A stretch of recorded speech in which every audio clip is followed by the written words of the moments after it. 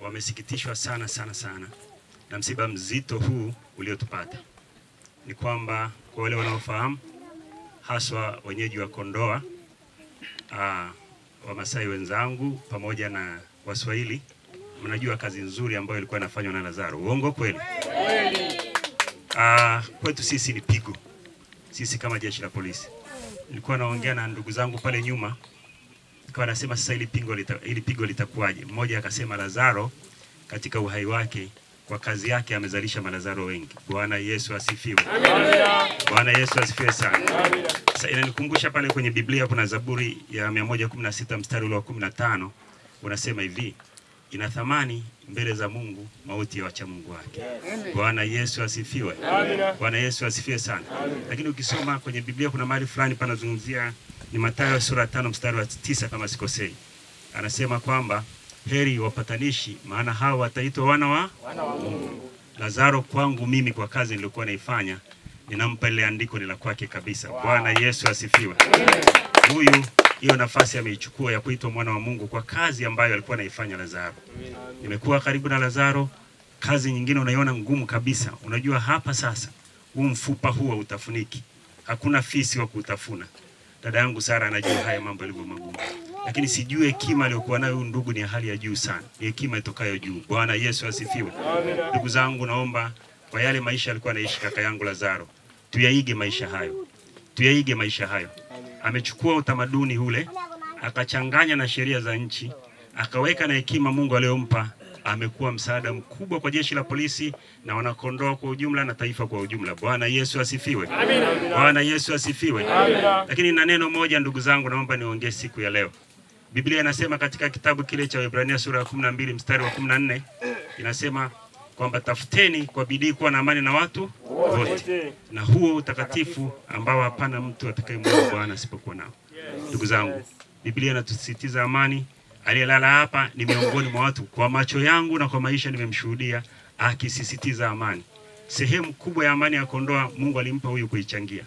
Hii inanionyesha nini katika Kilosa? Inanipelekea niwashukuru sana wana Kilosa. Wote ni mashahidi. Kilosa tunaimba wimbo mmoja. Kilosa tunaimba wimbo mmoja. Wimbo wetu ni amani. Wimbo wetu ni nini? Amani. Kwa sababu naamini kuna malazaro wengi. Ndio sababu hata kwenye mambo yetu mengi tunaona Kilosa tumepita kwa nini? Kwa nini? Kwa amani. Tofauti kabisa. Niwaombe ndugu wananchi, niwaombe wafugaji, niwaombe wakulima, niwaombe wafanyabiashara na wananchi wote kwa ujumla, tusimamie ili neno la amani. Namba 1 yetu iwe amani.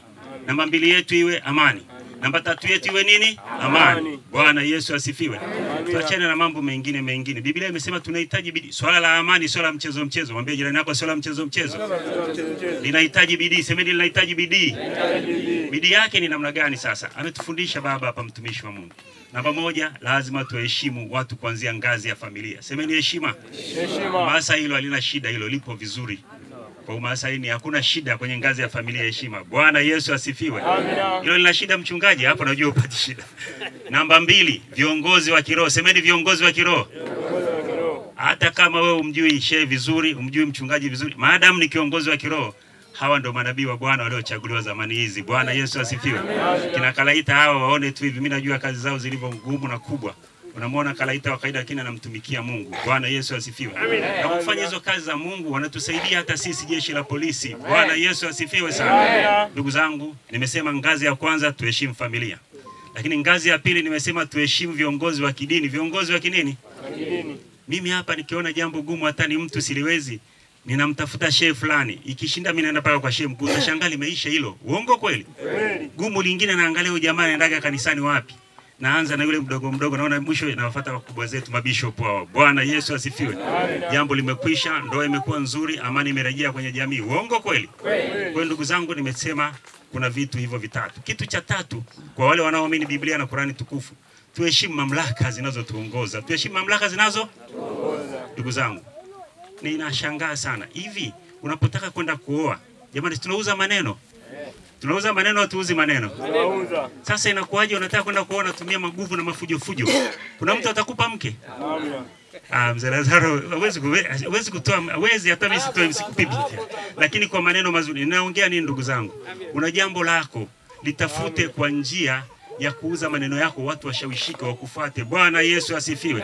Tafuteni kwa bidii kuwa na amani na watu wote. Inahitaji bidii. Unaongea na mtu leo, unaongea kesho, unaongea kesho kutwa. Usichoke, lakini usitumie misuli ya mwilini ukavunja sheria za nchi. Hatutakuacha.